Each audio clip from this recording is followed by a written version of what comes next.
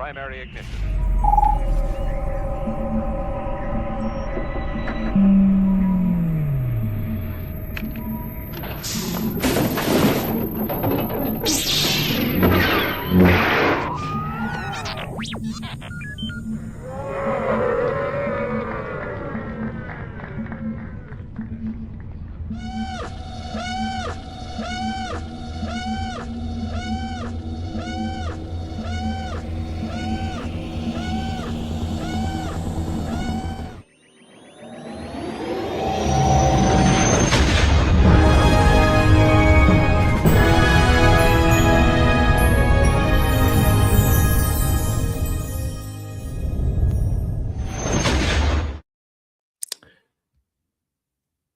Hello, everyone. Hello, everyone, and welcome back to the Life at Lightspeed podcast. My name is Colin, and I'm Brooke. and we are back. More importantly, Brooke is back because she's been gone these past couple episodes from being sick. Spent the first, half of January of my brand new year sick, so that's fun. Yep. So there's that, and then we were on vacation last week. It was last week. Yeah. It feels like a lifetime. I think we've officially been back for a week because we came back last Friday. And then as soon as we got back, I got food poisoning and then I got sick. Yeah. So it's been going back and forth. It's just been great. But we're great. Everything's great. Everyone's healthy now. Yes. There was a new trailer that dropped for the Maul Shadow Lord. The Maul Shadow Lord. No, for Maul Shadow Lord, and Ted from Countdown City Geeks came on as a guest host, and we did a breakdown of that, and we actually discovered some misleading things that they put in the trailer to make you think otherwise. Oh, okay. And then I missed your guys' podcast, so how dare you? Excuse me. And then we also wanted to dive deeper into some of the projects that Kathleen Kennedy announced before her departure. And I wanted to dive deeper into that because I think there are some things to discuss. And then also, we also wanted to talk about Hayden's first time over at Disney because that was an awesome trip. And we also wanted to, talk more about, what it's like traveling with a practically 8-month-old. Yes, a child. So, well, you can't just say child. There's yes. He is under a year old. He actually just turned 8 months. Yep. But yeah. Yep. But without further ado, let's dive into everything. First things first. Thank you to the Virtual Cantina Network, an amazing group of people who just have devoted their lives to Star Wars and of just giving back to the fans. And they're just such a remarkable group. Go check them out. There's so many upcoming events this year. And then also there's Rebel Scum Con. Very excited for that. Cannot wait until that this year. They actually just announced 2 more people who are from 2 actors from the I'm not sure if you've ever seen this. If not, then I have to show you this year because it was a big show. I mean, not show, a film that I grew up watching. I just loved it. It's called Fanboys. And it's basically this group of nerds where one nerd has cancer and he has a short kind of time period to live, and they have to race against time before he passes away to see the Phantom Menace, because this takes place in 1999. So they sneak into Skywalker Ranch and a bunch of stuff. And this cameo is from like Billy D. Williams and Seth Rogen's in it. Carrie Fisher, like it's. Oh, wow. I've never even heard of this. Yes. So I will, we're going to watch that tonight. Fantastic. Yeah. So very, very excited about the 2 people that they announced. But yeah, so go and check that out. But yeah, let's dive into it. For our trip to Disney, it was a great experience with all of our friends, and we had a large group. I don't think I really grasped how many people were gonna be in our group until we got there, and it was what, like 15, 16 people. I feel like maybe I more than didn't that. count them. Oh, well, yeah. So that first day that we got there, we flew during the evening, so it was around Yeah, we Hayden's. got in like our flight out of Michigan Yeah, didn't even leave until what? It was like 8. And so we didn't land until it was nearly midnight. So like, yeah, Hayden slept or was chill that whole flight. It was yeah, lovely. And it was also a very empty flight. We got lucky. yeah. Um, but yeah, we got in super late, got our rental car, got to where we were staying for the evening, Mhm. got roughly 3 hours of sleep, and then we went to Epic Universe. Yeah. Overall, It was cool. it It was our was first time there. And it yes. was really, really cool to see. But unfortunately, we had a lot of issues. Like a lot of the rides were having problems, even the shows. Like We had 5 attractions yeah. that went down Yep. the day that we went, and I really enjoyed the vibe of the park. Oh, I sure. Everything think our was favorite visually yes. really, really cool. Like I kind of wish I almost wish we had a couple days that we could have gone there Yeah. just to take it all in because there's so much to see. I think this is yours too. I think our favorite place was probably How to Train Your Dragon was That one felt the most like complete. it was the Isle of Berk, yeah. Yeah. And they just did really great. All the characters walking around were great. Yeah, and because you got the characters, you got yeah. the vibes and how everything looks. Yeah, that one felt the most complete to me. Yes. Harry Potter, we're big Harry Potter fans. Yeah. That one, it was really cool to see. I enjoy seeing the wizarding world like outside of what we've seen in the movies. Like I think that's really cool, but I do think it was kind of how do I explain this? Like I got emotional when I walked into like, Hogsmeade for the first time because Yeah. like I was like there. I was in the place that I'd seen and read about for so long. But walking into this land, it was really, really cool. But I didn't have that like reaction. No, You know what I mean? No, I completely understand. And I think it was really interesting because you go in and it's basically you're walking into Fantastic Beast. That was And kind of the initial thought. It's Paris. Like, so you're in like a Paris right wizarding world. from the second movie. And then you jump over to take Floo Powder over to the Ministry. So that was cool. So we actually didn't even get to get on the ride. No. Unfortunately, it was down pretty much the whole day. But we did get into that first area where it's like the main, I don't even know what you want to call it, area where you have like the big old, it's not a fountain, the statue. Yeah. Statue. The big old statue in the middle and people's offices around it, all the Floo Powder. So like that was cool to see. And that I got kind of a reaction out of that. And like, we went around, we did the spells. We have wands. Yes. I waited in line next to the children who were half my height. Okay. I waited patiently. And so that was cool. And so yeah, overall fun. And then there was the Monsters Land. The ride, awesome. It went down halfway through my ride.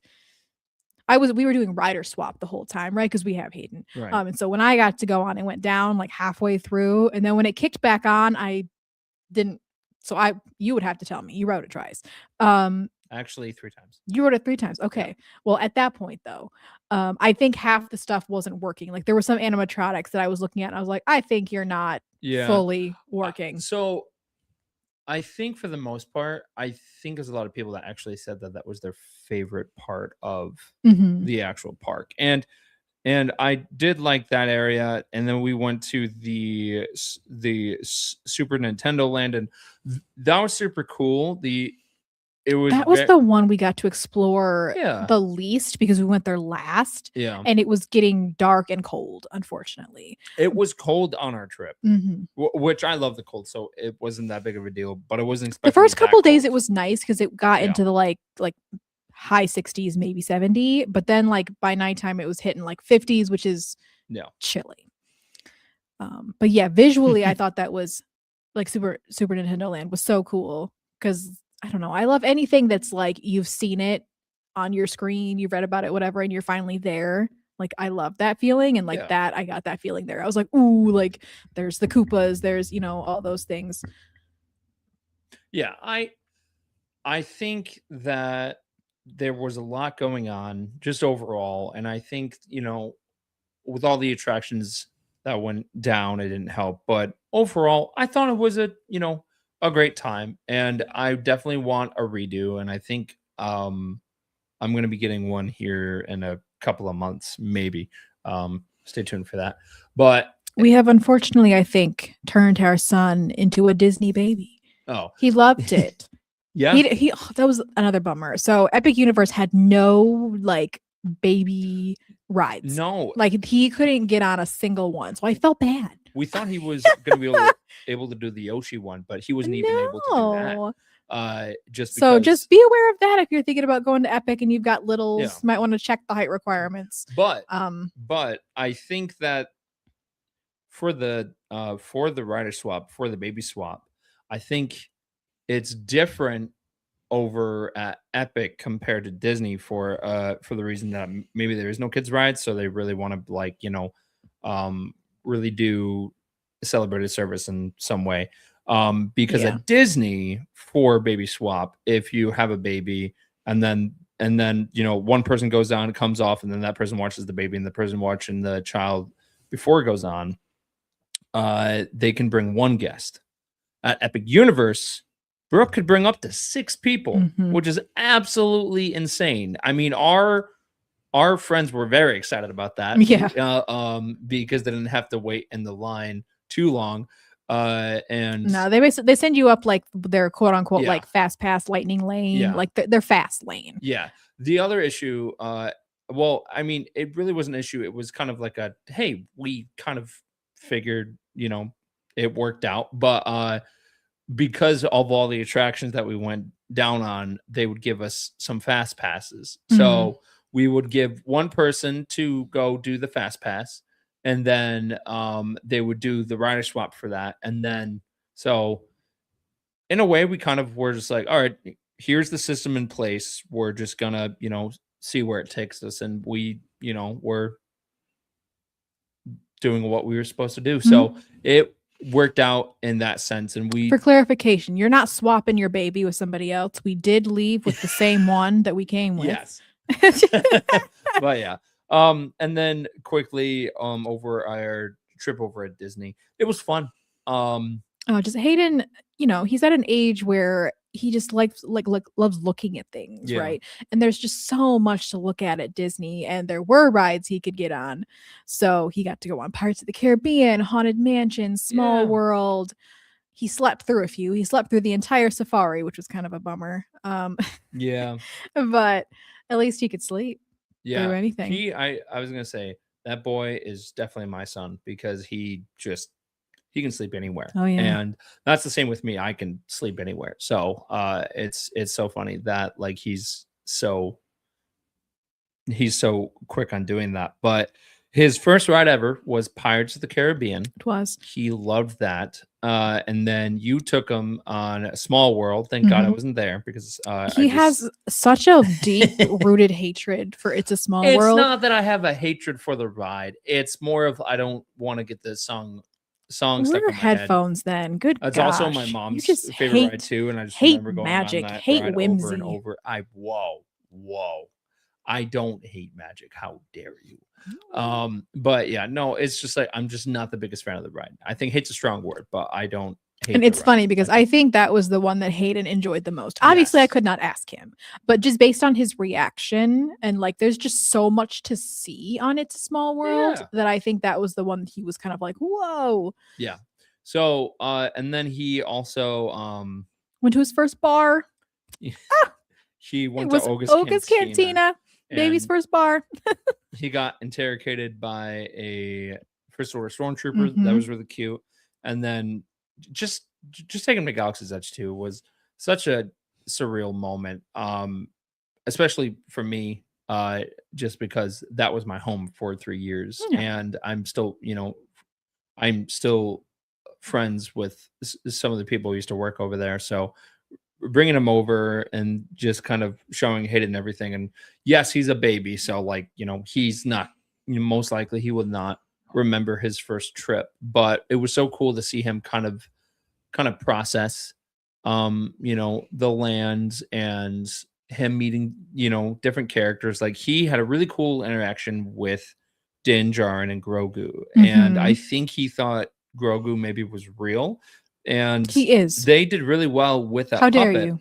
um okay, yes, you're right. But it was so cool because when Grogu was you know interacting with Hayden, he would like kind of look up at Hayden, and then Hayden would kind of lean forward, and he tried to like to do it. Like it was funny because they were kind of having a They were having a moment. they were having a They moment were and having, a baby like I think conversation. babies have like telepathy, Yeah, and they were having a moment. yeah, and uh, it was great. It was so cool, and we just were just showing the land, and it was an awesome experience. And then we took him to all the parks, and we took him over to Magic Kingdom, and he was able to he experienced pirates. And a decent amount of people were asking, well, how do you feel about the drop? And I'm like, Yeah,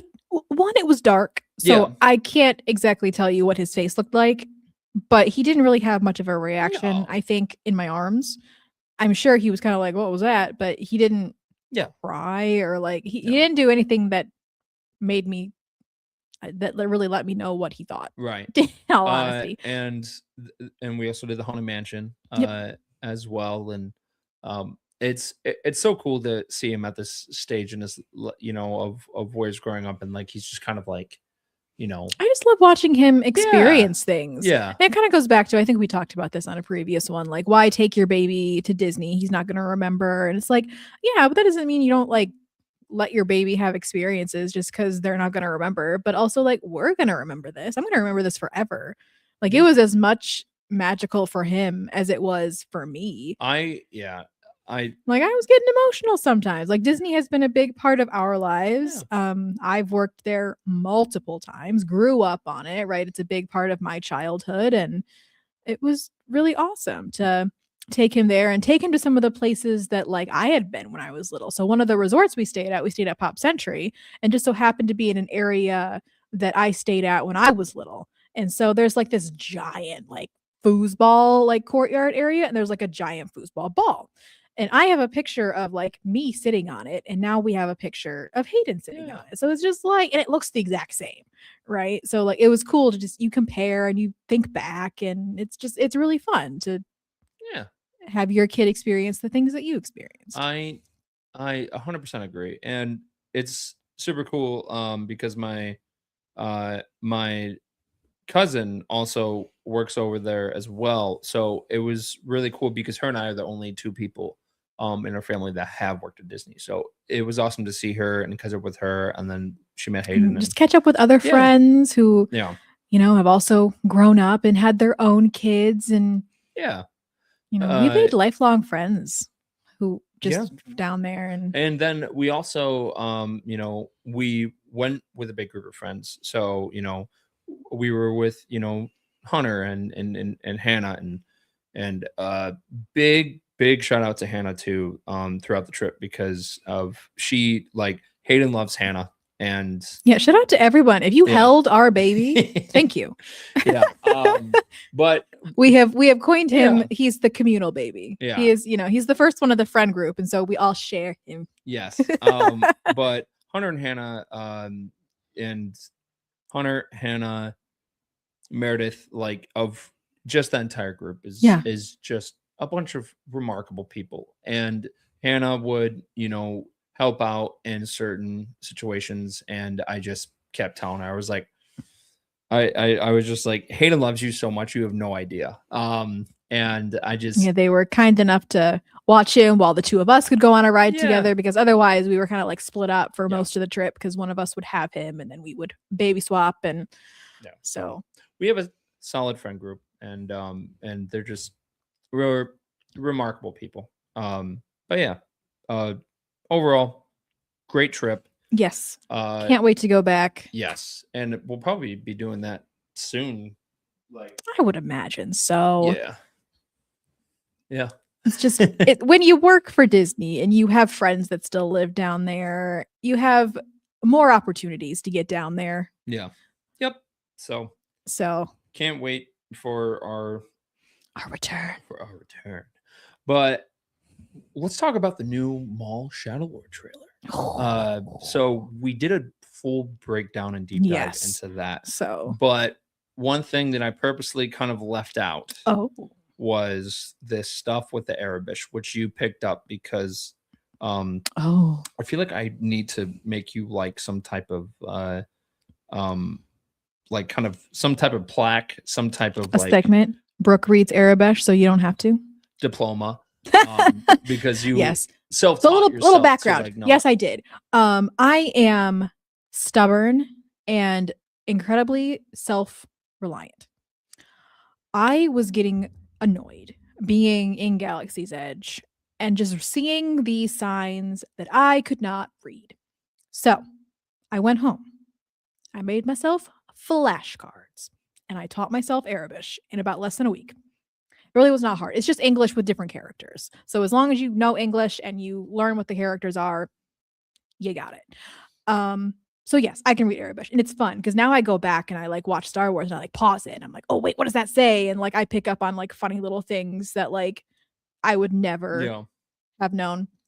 Do you want to talk about your experience over at Droid Depot or do you not want? Yeah, I do actually. So we were in Droid Depot in Galaxy's Edge and I was looking at this shirt. I think it was an Oga's shirt. Brown shirt and had Arabish written on it. And it was a really cute shirt. And I was considering buying it, but I was looking at this one word and I could read, it said food and then I just was not getting this other word. And like sometimes because like, you know, it's still not my first quote unquote language. So it takes me a minute to like put letters together to form a word. And I'm looking at it and I'm like, what is this word? And finally I realize it's supposed to say beverages.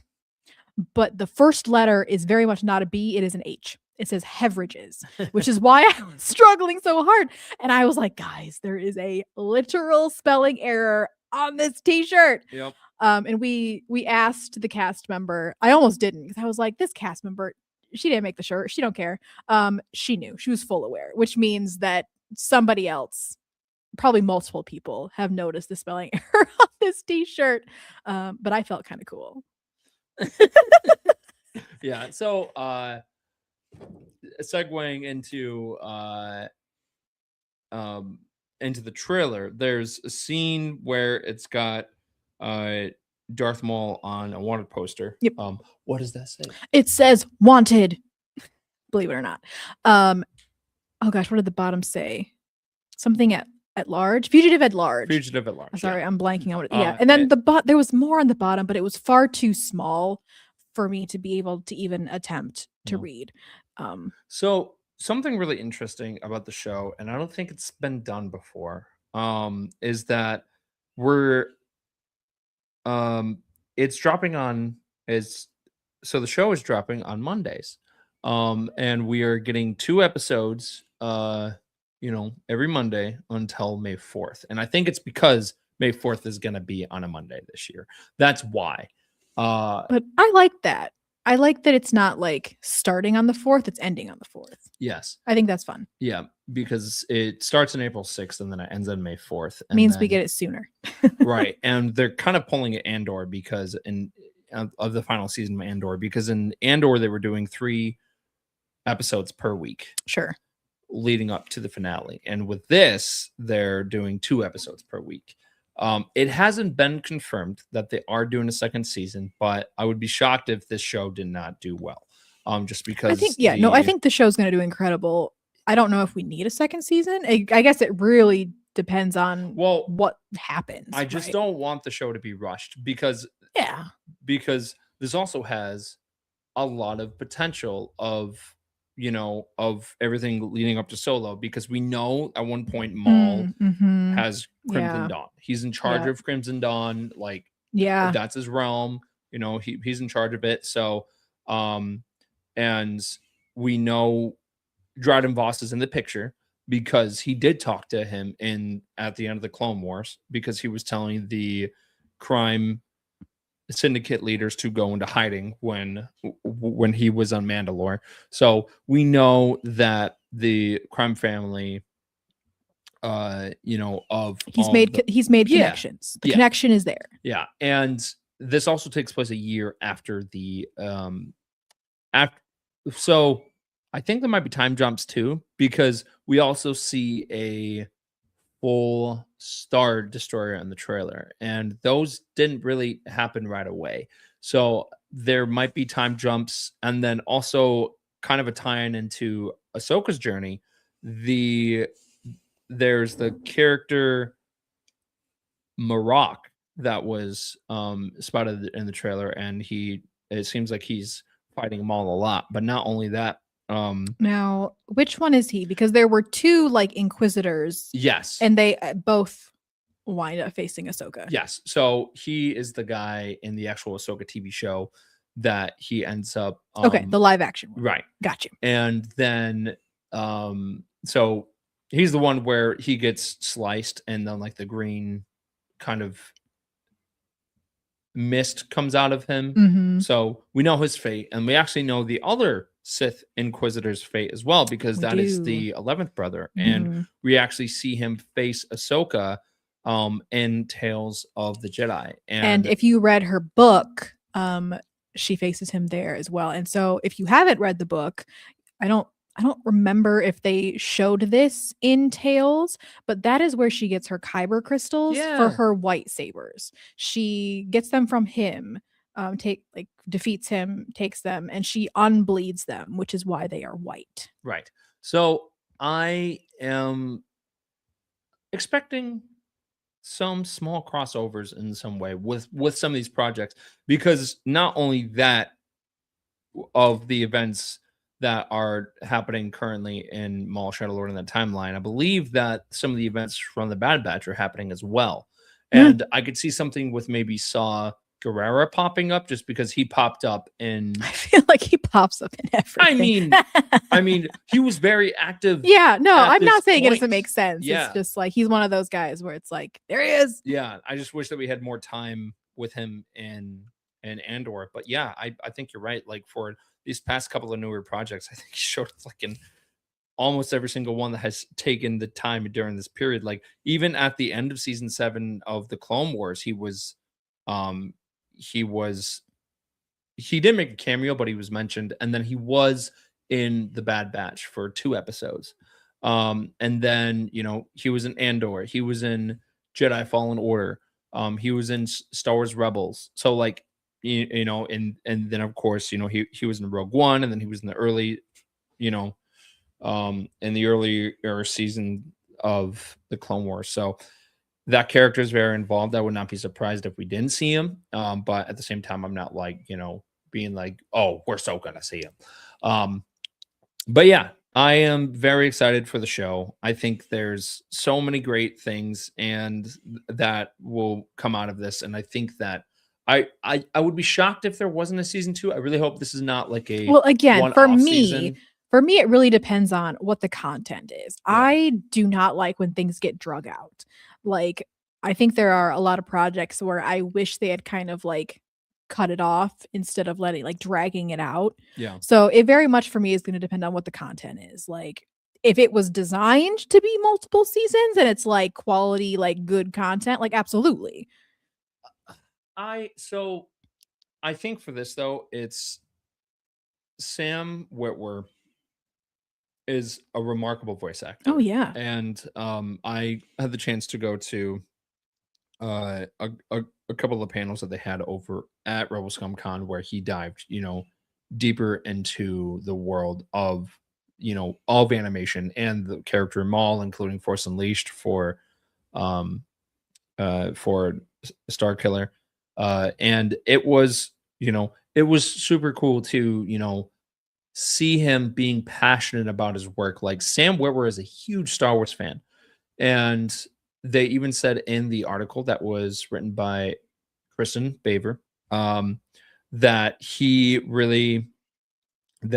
wanted to add this element of calm. And there's certain scenes in the trailer where he's drinking tea, and that is actually part of a tea ceremony that he was inspired to do in the show, specifically when he went to Japan recently, and he's just adding more to the character.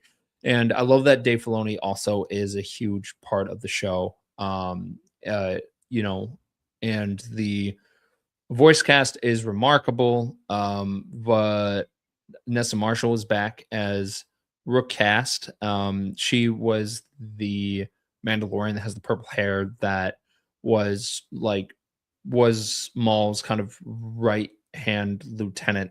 Okay. But also her character's rumored to be rumored, and there's theories that she is the armorer. She's like the younger version of the armorer. I did hear that. And I could definitely see that. I think that would be very cool. I think it would be a cool tie-in. And if they can kind of have it intertwined with Emily Swallow to where she can be involved in that, because she was she's the one that plays her live action. So, having that of that intertwine of where, eventually if that ends up being, true, that would be very cool.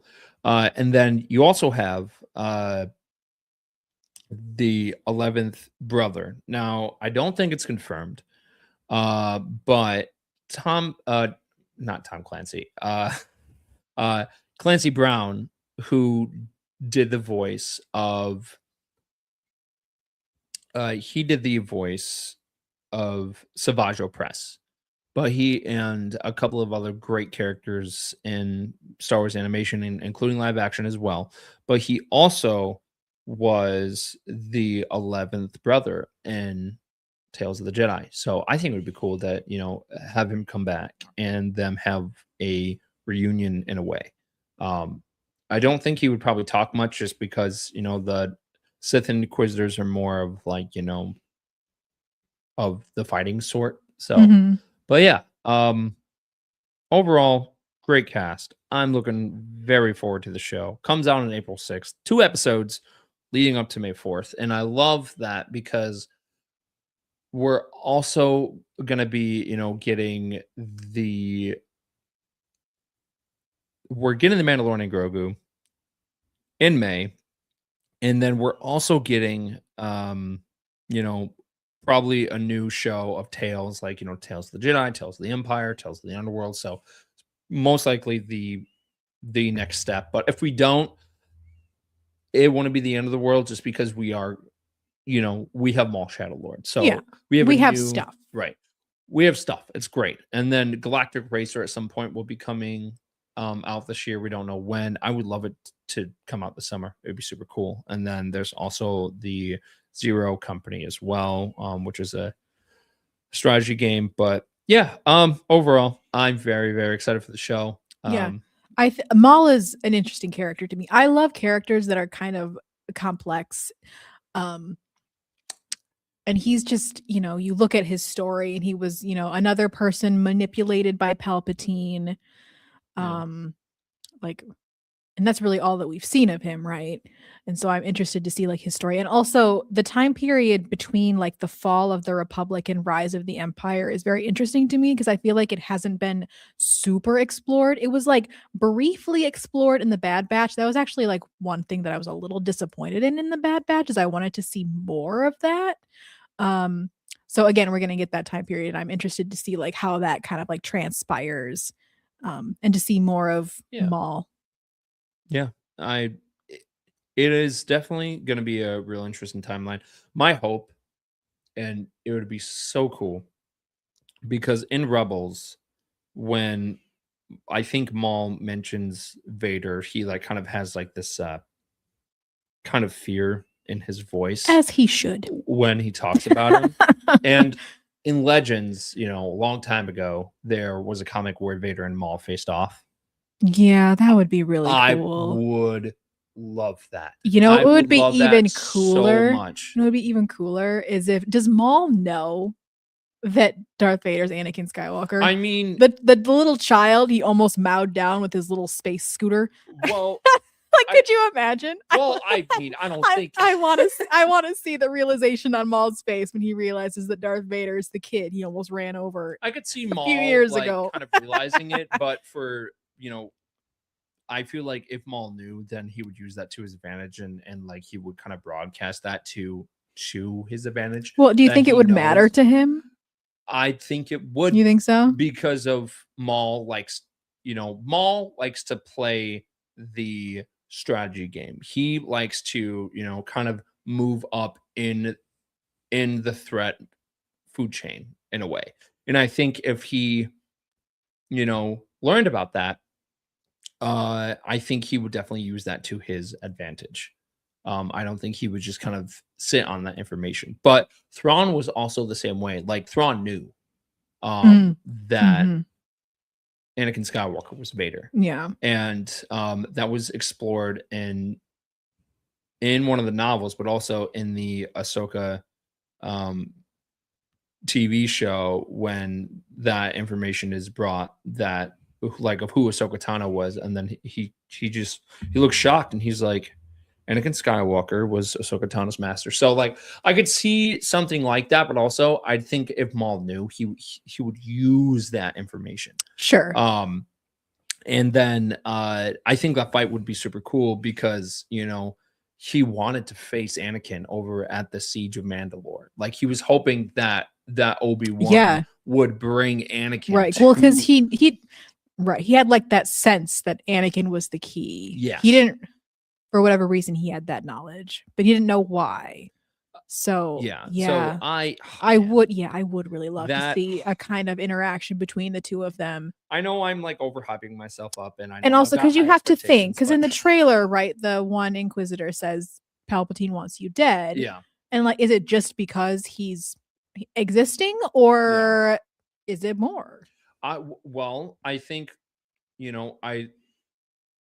I think Sidious sees him as a threat. I think he 100% does, because of when Maul takes over Mandalore at first, and then him and Savage were there. The whole point that Palpatine flew out to that planet and fought Maul and killed his brother was because he saw him as a threat. Right. He was like, Palpatine didn't do much in person. No, you right? are trying to be a rival, is what he says to him. And then he's imprisoned by Palpatine, but then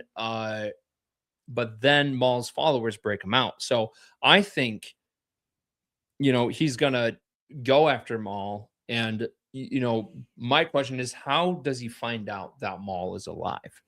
Like how? I mean, he could sense him. He could. I mean, there could be a bunch of different things, but I think I would love to see that relationship explored more of Palpatine and Maul.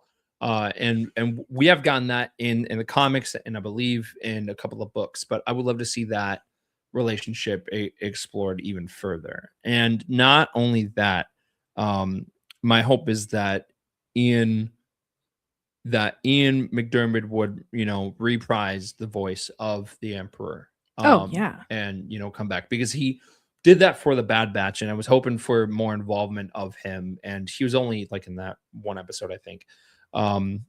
But I'm hoping that he does return, because Maul is such an interesting character, and there's so much history behind him. And I know Sam Witwer and the team over there are just gonna knock it out of the park, and us fans are just ready. We're in standby. We are ready to go.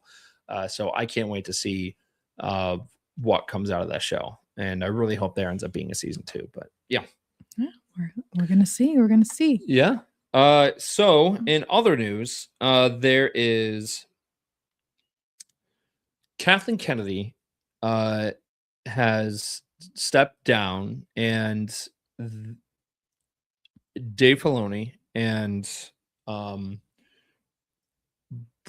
Brennan Lin-Wen, there's a lot of names there, are taking over. And before she stepped down, she did talk about some of the projects that, like, of the status of some of these projects. So, number one, Taika Waititi has turned in a script that Kathleen Kennedy thinks is hilarious. I've always had mixed feelings about him making a movie, just because I didn't know what to expect from it.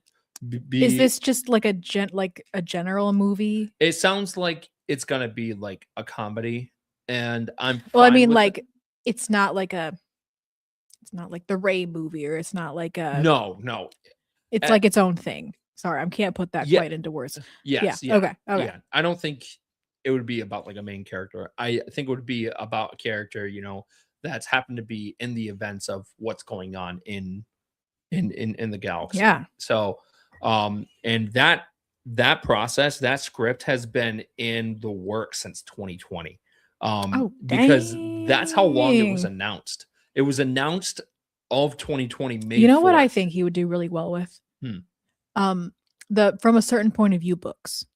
I think so too. Because those are really Yeah. quirky. Okay, so most of them I think are quirky. Some of them were quite serious and sad, Yeah. but a lot of them were really quirky and fun. Yes. If you haven't read the Star Wars From a Certain Point of View books, they were so fun. It's basically takes you through the original trilogy, Yeah. but through the perspective of really random characters Yeah. throughout the story. And so you're going through them, but from a different point of view. Those would be really fun to see in a movie or show format.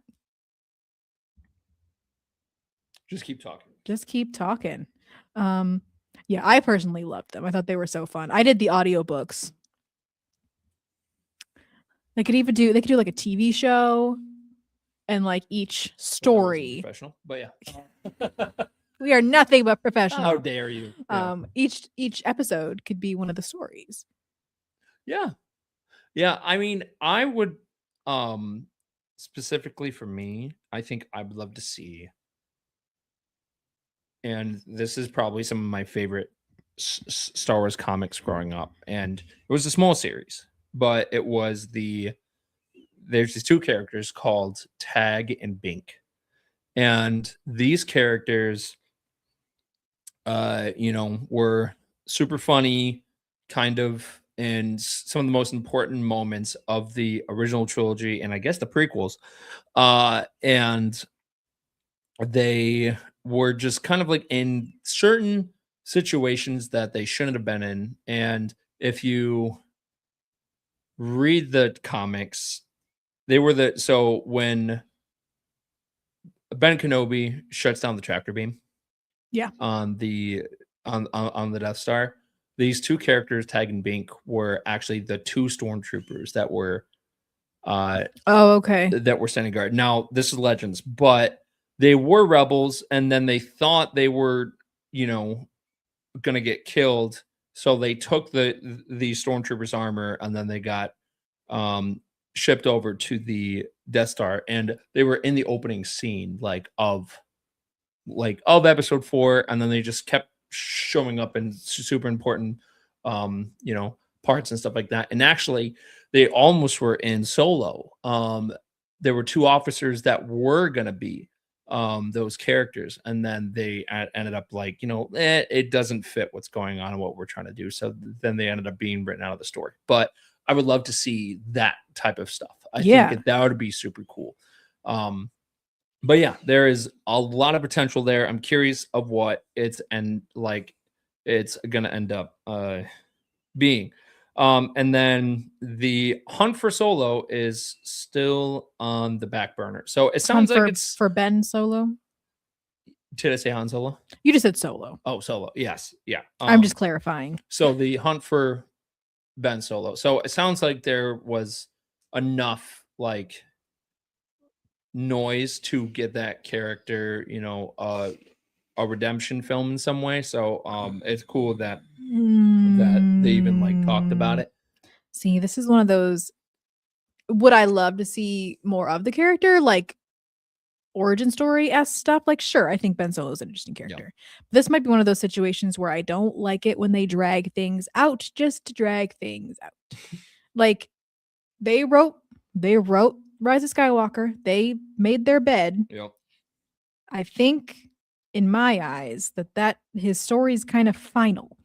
I think making it he miraculously lived. I don't know. I don't know how I feel about that. It feels like they're doing it just to do it. Yeah.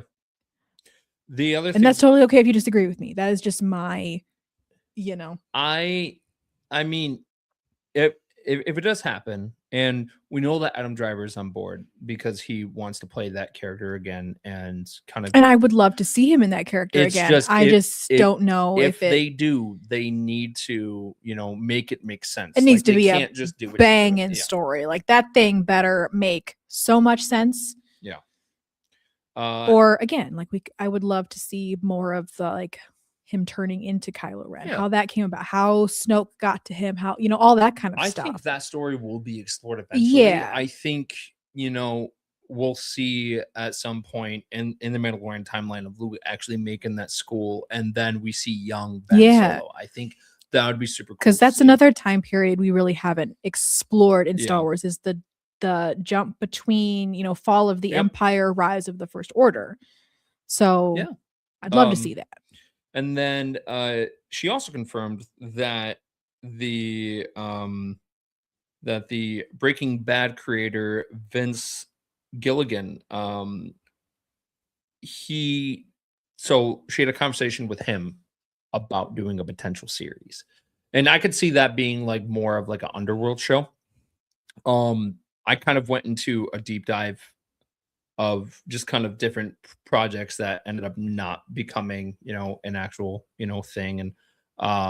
And because I just like to listen to different things when I'm latch hooking, because it just gets me in the zone. And one of them was about the original Underworld TV show, where there was actually a lot of inspiration that was taken from that original Underworld TV show that George Lucas was making. And they actually kind of used some of those elements from that for some of their shows. For Andor, for Rogue One, there was actually a lot of inspiration from the Underworld TV show that George Lucas was working on for that movie and show. And I would love to, dive deeper into that, into that world. And there was also a game called 1313. And there was some footage that got leaked, I think last year, and it was going to be about a young Boba Fett after, Order 66, and he's kind of finding his place as a bounty hunter. So I'm hoping that, if that would happen, I would love to see a revival of that and get more of a underworld tone, because we have kind of gotten it through Andor. We've kind of gotten it through the Book of Boba Fett, but I want more of like the underworld stuff, like more than what we've seen before. So, and I know that we'll be getting some of that in Maul, Shadow Lord as well, but I'm talking about like live action. I think that would be super cool. And then we also learned that the James Mangold film is on hold, and that film was going to be Dawn of the Jedi. It was going to be a biblical film about kind of like the origin of the Force. Oh, okay.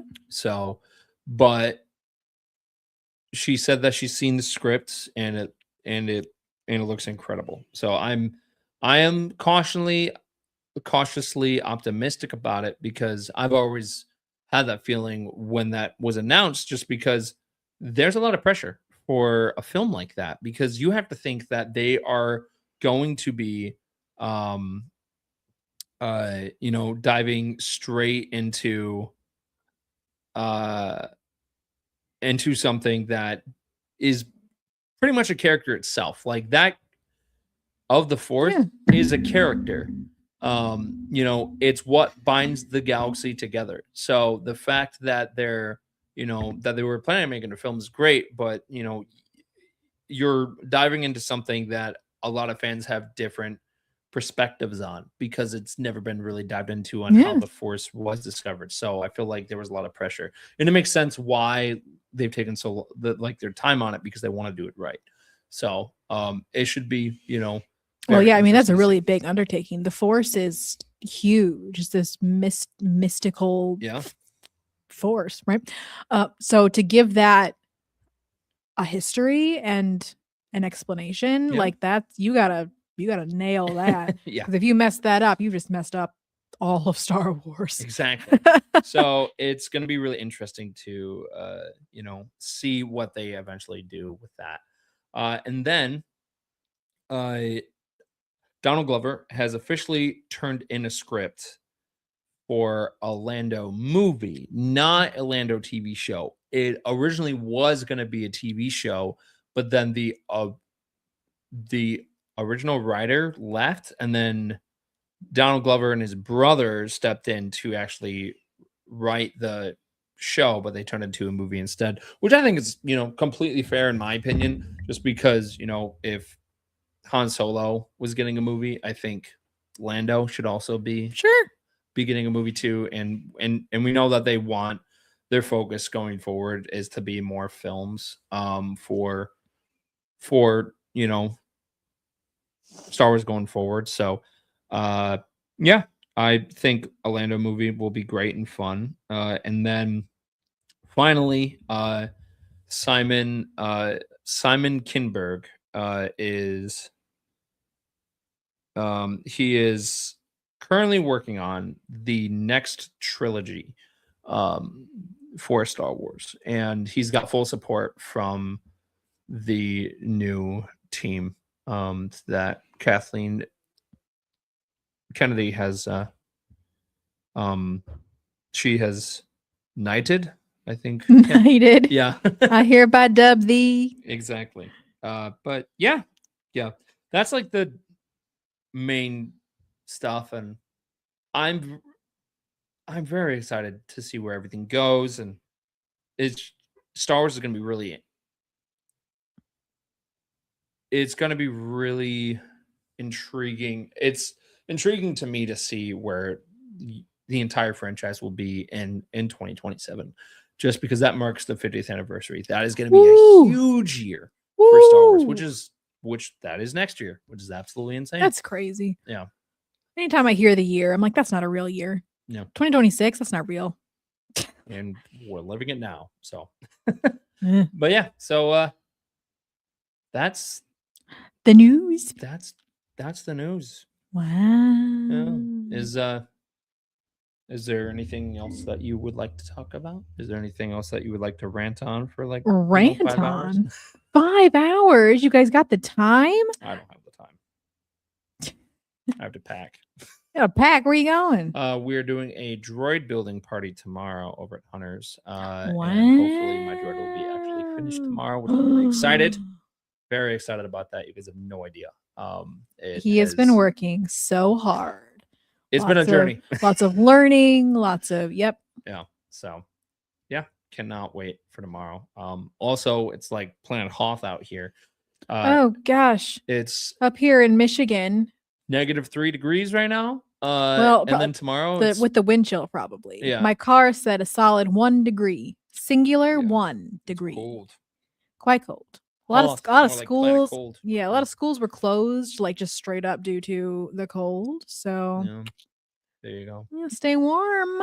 But yeah, once again, go and check out the Virtual Cantina Network. There's so much great things that is coming from the network this year, so stay tuned for that. Go on the website, www.virtualcantinanetwork.com, and then also go and check out everything happening with Rebel Scum as well. And we will be going to a couple of conventions this year. I will be at San Diego Comic-Con again. We got C2E2 coming up as well. We're excited because they're gonna have Mosh Isley too. So we love Mosh Isley here. But yeah, so thank you so much for listening. May the force be with you forever and always. Forever and always. Maybe.